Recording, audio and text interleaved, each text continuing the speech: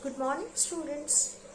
Today I am going to continue with the electromagnetism, right? So in the previous video I have already discussed the basic things regarding this magnetism and as well as the magnetic lines of force. Today I am going to discuss about the properties of the magnetic lines of force and later on the Worsted experiment, Ampere's screw law, all these things. Okay. So what is magnetic lines of force? It is basically the lines which is basically released from the north pole of the magnet and enters at the south pole of the magnet, right?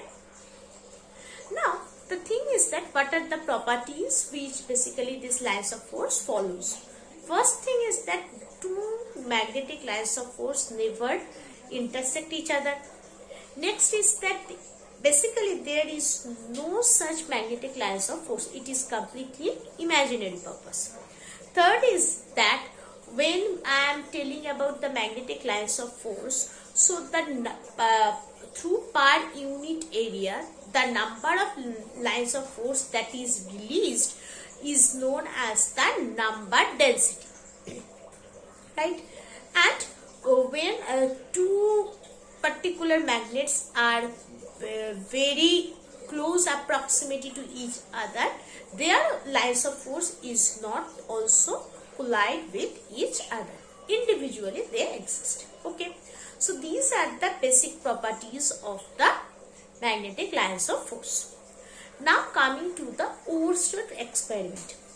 What kind of experiment he has done? Let's see. Actually,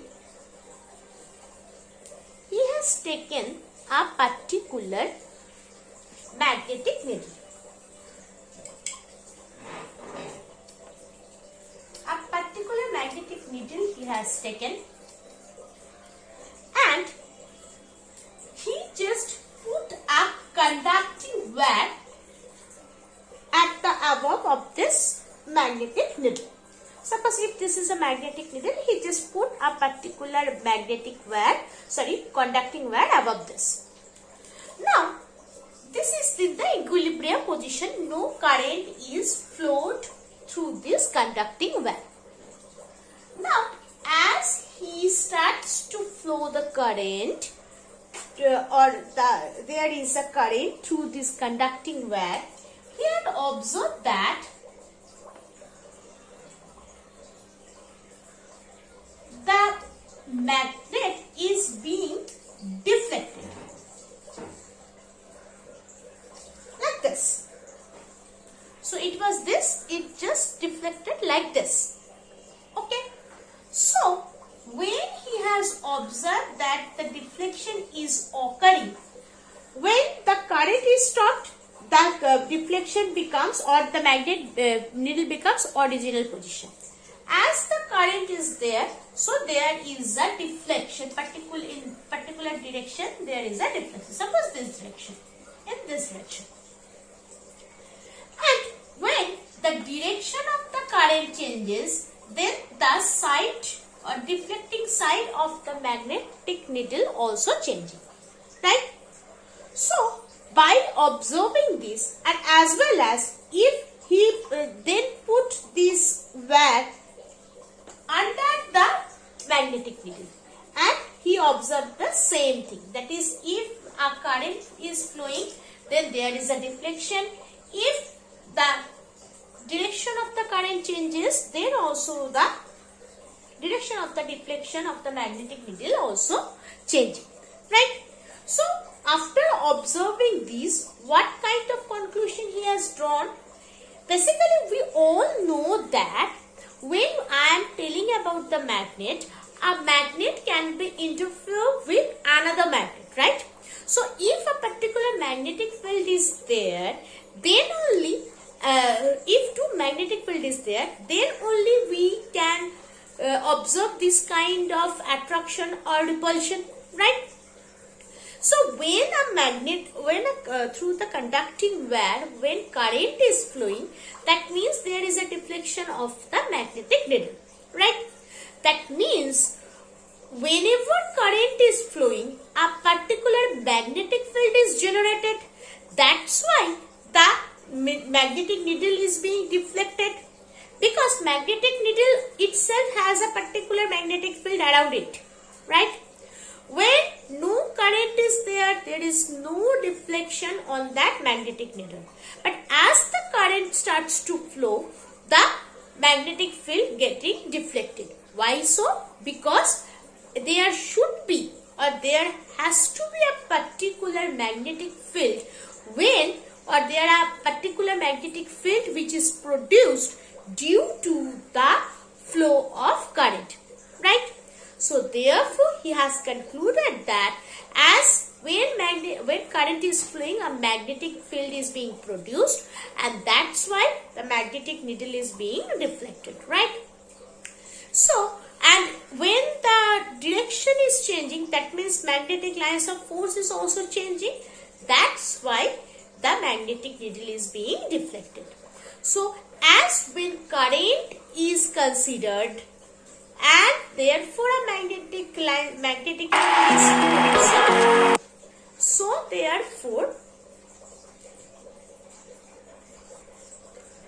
therefore, basically, it is known as the electromagnetism. Why electromagnetism? The reason behind is that as electric current is flowing, and that's why the magnetic field is produced, so it is called the electromagnetism. Hopefully it is clear to all. Now the thing is that this is basically the Worsted experiments and his observations. Now when the current is flowing, the magnetic needle is being deflected. Now our concern is in which direction the magnetic needle is going to deflect, right? So therefore, to answer this question, magnetic Ampere was there, and he had said a particular law which is known as the Ampere's swimming law, and he had said that if a particular person is swimming in the direction where the current is flowing, then while giving the stroke, the person's left hand side is going to a particular direction. So that direction is going to be the deflection of the magnet. So let's understand this statement pictorially.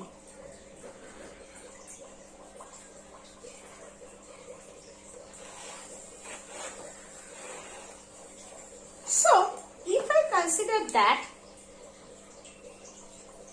a particular man is swimming,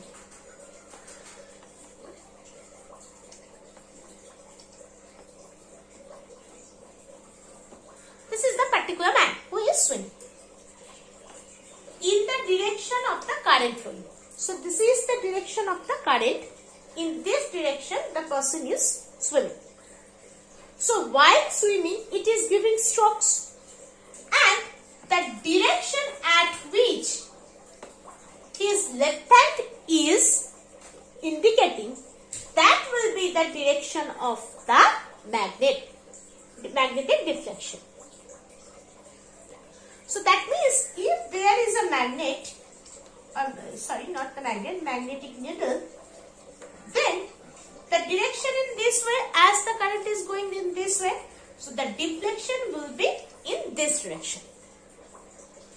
If current flow is changing, that means his left hand side comes in this direction, so the deflection becomes in this way, right? So this is the basic thing for the Ampere's swimming rule. Okay. Sorry. Now right hand thumb rule.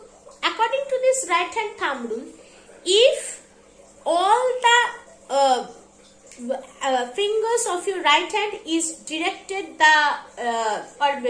indicating the direction of the current, then the left thumb is directed the magnetic field. So this is the basic thing, right? So this is also known as the right thumb rule. Again, through the conductor, if I consider this is a conductor, if current is going in this direction, that is according to this thumb, if I just put this or grip this particular pen or conductor, and if my thumb is indicating the flow of the current, then the other fingers are going to indicate the magnetic field. If my I have just gripped this pen like this, if my thumb is in this direction, in the downward direction, that means the current is flowing in this direction, so the magnetic field will be in this direction. Okay, so this is the basic thing regarding these three laws. This is called this particular law is called the Maxwell corkscrew rule. Okay, now coming to the circular magnetic lines of force. Suppose